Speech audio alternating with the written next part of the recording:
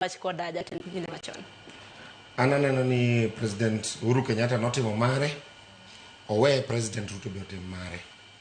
Kodwa chung president owach ni odwa chung president. Katiba yiene diere. Lakini nochiko wan oketo jakom president, ok oketo jakom president. Wan ok wayie kode gi paro ma en go, ok wang'e ni en gi paro aina mane. Nikech ka en president, maka gin gima tiang' mineno gibet go kanyono. Ne giwuondowa ni giketo jakom president. Magi wacho ni gidhi timo gik moko malich to ne ok otimore. Omiyo wewa mos waginene, wa enjoy broad based. Nikech en kata kane jakom omosore kode, onge gima nomiyo jakom mochomo yo minyalo kwan. To Ruto ni kanyo omosore ga mosa ni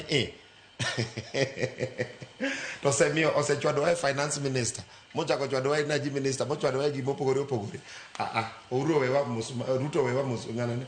Uhuru owewa mos matin, wabede broad based ka kidogo, wabro ng'iyane. Nikech king'iyo kata mana NHIF ki compare gi SHA, ok inyal compare. SHA is way better than NHIF. Okava gik mang'eny, okava tuoche mang'eny, okava weche mang'eny mopogore gi NHIF kata gi Linda Mama mineno wacho no endo. Omiyo en obeda beda mos, gima nonego timnwa notame timo.